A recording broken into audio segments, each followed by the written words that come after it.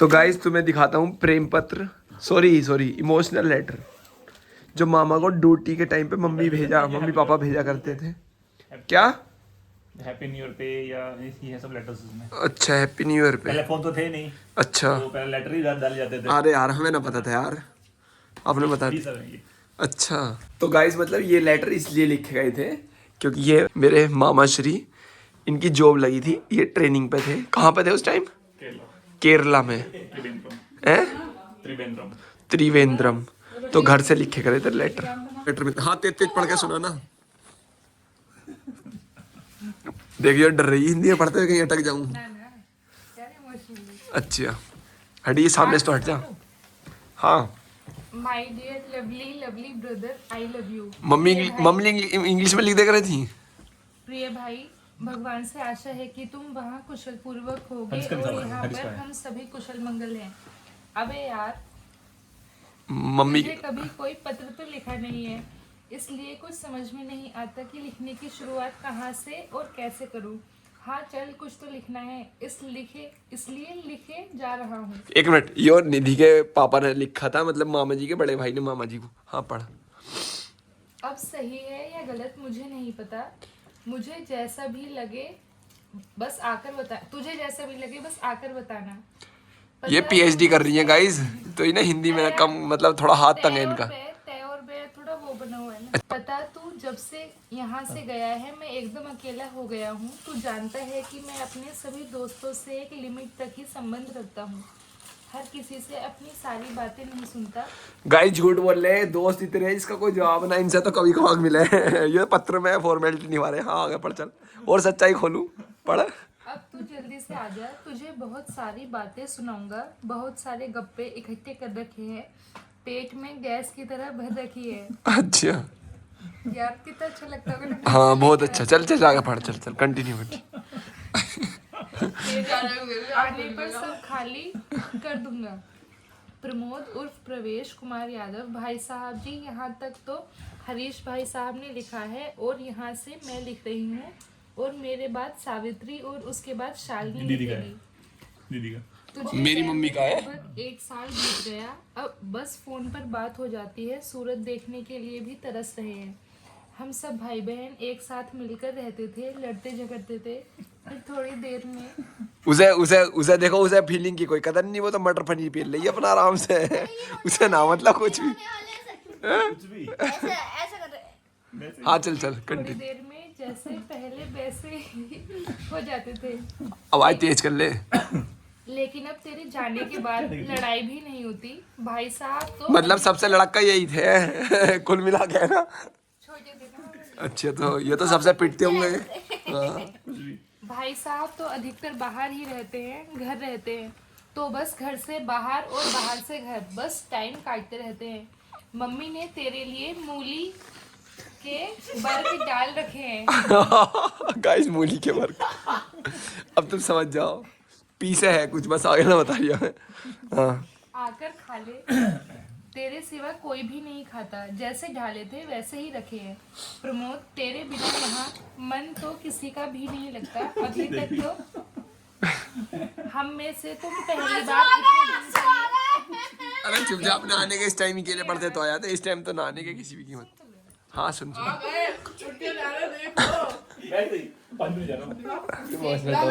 पहली बार इतने दिन के लिए अलग हुए, तो यहाँ पर तो सब ठीक है। घर की चिंता मत किया करो, जैसे समय आता है सब कट जाती है। हमेशा दुख के बाद सुख और सुख के बाद दुख तो जिंदगी में लगे हैं। और क्या लिखूं, बाकी बातें मिलने पर करेंगे। अब सावित्री लिखेगी। सबसे छोटी वाली मौसी गाइस। शालिनी को चिट्ठी लिखने के लिए उठा रहे हैं, 8 बज गए हैं, अभी तक उठी नहीं है। सान ली है, मतलब सबसे छोटी से बड़ी मौसी की, मतलब समीर की मम्मी, 4 बहनें हैं, तो समीर की मम्मी से छोटी वाली जो उनकी लड़की है। भांजी, सबसे बड़ी भांजी। हाँ मामा की सबसे बड़ी भांजी, उसकी शादी होगी गाइस। अभी तक तो उठी नहीं है, पता नहीं क्या क्या लिखेगी, और लगभग इसी समय उठती है। प्रमोद भाई साहब, मम्मी की तरफ से और हम सबकी ओर से बहुत बहुत प्यार मिले, और तुम हमेशा खुश रहो और फूलों की तरह मुस्कुराते रहो। ओहो, फूलों की तरह। भगवान से करते हैं। मम्मी जी नमस्ते, मैं अभी मामा है वो। सॉरी यार। ले बालक बालक तेरी कहीं पकड़ ले, चल कोई बात ना।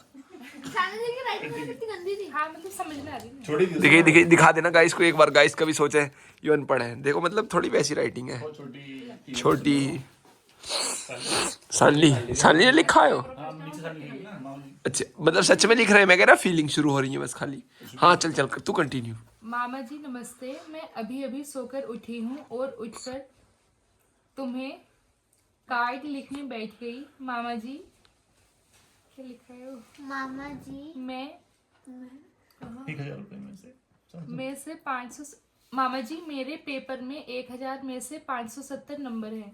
मामा जी जल्दी घर आओ, मैं तुम्हें मिठाई खिलाऊंगी। मामा जी मुझे तुम्हारी बहुत याद आती है। ओहो पद्दो डरे इतना करे कर दी चाहे कर दी मामा आप चले जाओ घर से।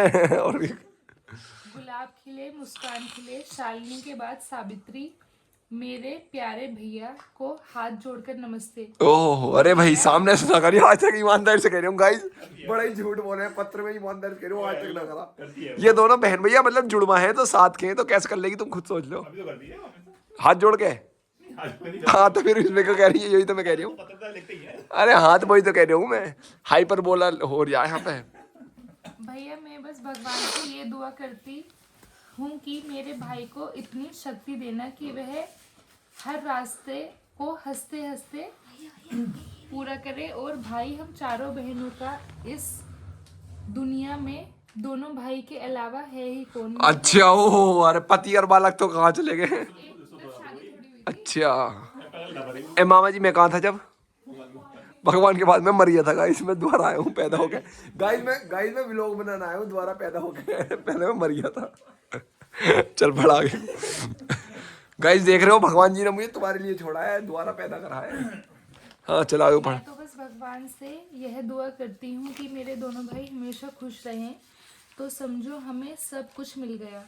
और भैया मुझसे फोन पर ज्यादा बात नहीं हो पाती, जब तुम घर आओगे तो मैं तुम्हें होश भी नहीं लेने दूंगी। यार बड़े ही झूठे हो, ईमानदारी से सारे ही झूठे में। अबे जब फोन पे बात है यार तो पत्र लिख के फॉर्मेलिटी नहीं मारे हो। क्या अब तो एक बात बता, जब वो के तो इमोशंस ही मजाक बना। अरे मैं मजाक ना बना रही, मैं तुम्हारी वो बता रही हूँ, तुम कितने वो थे दिखावटी सारे। एक बात बता, जब अच्छी खासी फोन पे बात हो रही है गाइस, जब अच्छी खासी फोन पे बात हो रही है तो पत्र लिखने की जरूरत है भाई। पत्रकार में जब तू नहीं सोच पाएगा ना पत्रकार के में होता है पढ़ने का लिखने का। अच्छा देखो इसमें ईयर की स्पेलिंग बताते हैं। काय की योर योर ले वे, अच्छा तुम पढ़ रही हो। हेलो काय पढ़ो ना। हम तूने लिखा है, तेरे लिए लिखा नहीं लिखा ना, चुपचाप रख पढ़ू दिया। ऐसे ना पढ़ू, पूरा करो। हाँ कर कर कर। सॉरी गाइस सॉरी फीलिंग्स की ऐसे तैसे कर रहा हूँ मैं यार। गाइस। क्योंकि मैं फीलिंग लेस है। ना ना यार ऐसी कोई बात नहीं, मैं अपनी गाइस की फीलिंग ना समझता। नहीं वो तो पता है कितना समझता है। अच्छा चलो हाँ पढ़ा। प्रमोद भाई साहब देखो, हरीश भाई साहब के पास तो अकल है नहीं, उसे कुछ अकल दे दो, वह हमेशा मुझसे खुराक मांगता रहता है। अभी अभी मांग भी रहा था, दोनों मिलकर देंगे, जल्दी आ जा। मैं तो गाइस इनमें डोंगा सिस्टम का लेन देन चलता रहेगा था पहले से ही, एक दूसरे को खुराक दे रहे। दोनों मिलकर इस काम को कर सकते हैं। सावित्री का लिखा जरा ध्यान से पढ़ना, नमस्ते। प्रमोद सीता का दिमाग खराब हो गया है, वह अरे गाइस ये सारे बहन भैया ऐसी थे हटे हुए दिमाग के, वो तो हम बालक जरा अच्छे पैदा हो गए ना, तो इनका कोई ना होता मुझे पता। पर तू फिक्र न करना, मैं अकेले ही ठीक कर दूंगा। पागल खाने नहीं ले जाना पड़ेगा, तो बिल्कुल फिक्र मत करिए। अच्छा इसके 2 पेज है क्या?